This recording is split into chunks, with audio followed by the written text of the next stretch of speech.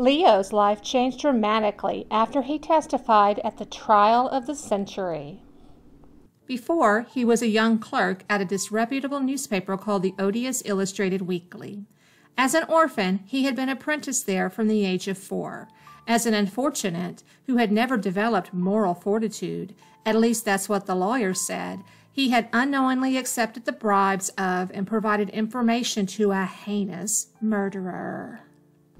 Leo was a child who sought approval, so he didn't realize until he was in the witness box that his dealings with a charming, manipulative killer had led to the gruesome death of a girl named Kate. Upon finally putting 2 and 2 together, Leo's wretched tears and self-recriminations had been the final nail in the coffin of Axley the Axe. Newspapers more reputable than the Odious, like the Times and the Star, had featured drawings of Leo weeping on the stand and placing pansies on Kate's grave. After the trial, 51 families wanted to adopt him. On the judge's advice, he became the son of Mr. and Mrs. Euphonium and the brother of Maud, and moved into their mansion by the Western Sea.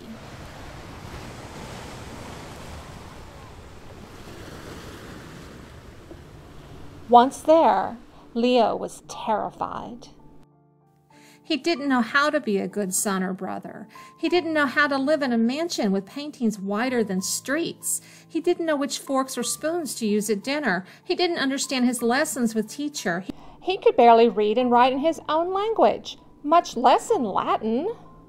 And what was algebra really? Some sort of witchcraft? As someone who craved approval, his failures made him miserable. "Cheer up, Gloomy," Maud said one day. "I can't," Leo whispered. "Nobody here likes me." "Nonsense. I like you." "You do?" "Yes." Just like that, Leo felt better. He had a sister who liked him, and she became his anchor.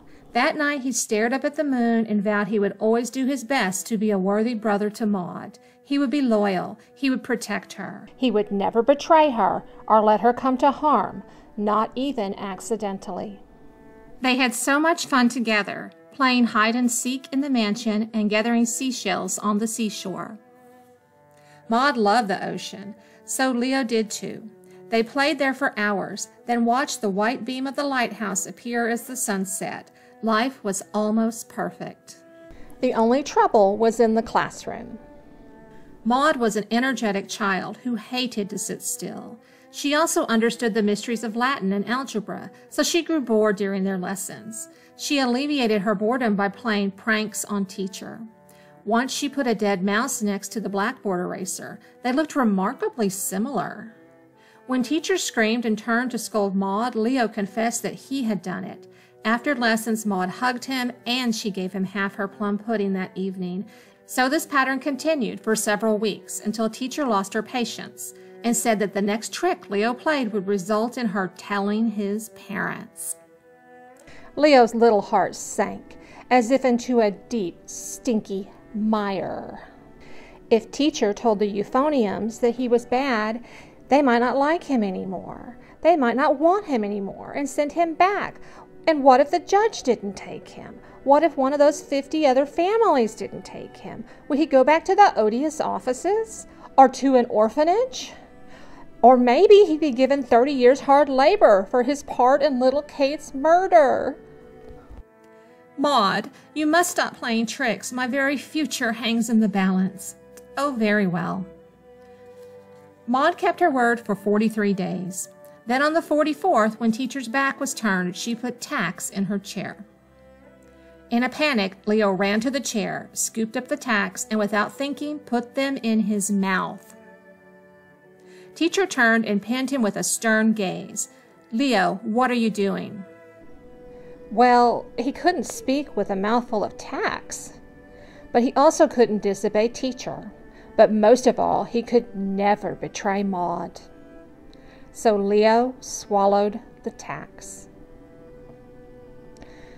"Killed a spider," he mumbled. "May I go wash off my shoe?" Permission granted, Leo wandered the mansion's halls and rooms. His throat hurt so badly. Oh, why had he swallowed those tacks? But what else could he have done? He sat on a fringed ottoman in front of a vast painting of a distant tower on a hill and pondered the choices of his short and mostly unloved life. The end.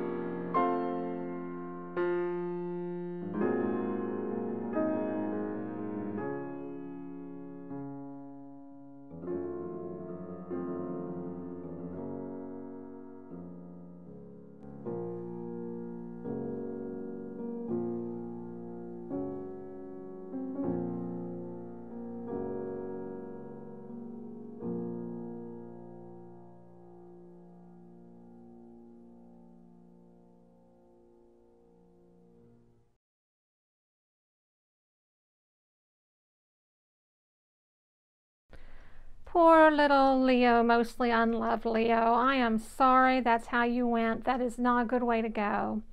How do you think Leo died? Well, we know how he died. Why do you think he swallowed tacks? Kitty up or down? Kitty down. What would someone swallow tacks for? I would be interested to know in the comments if you have an alternate story. And tomorrow is Maud.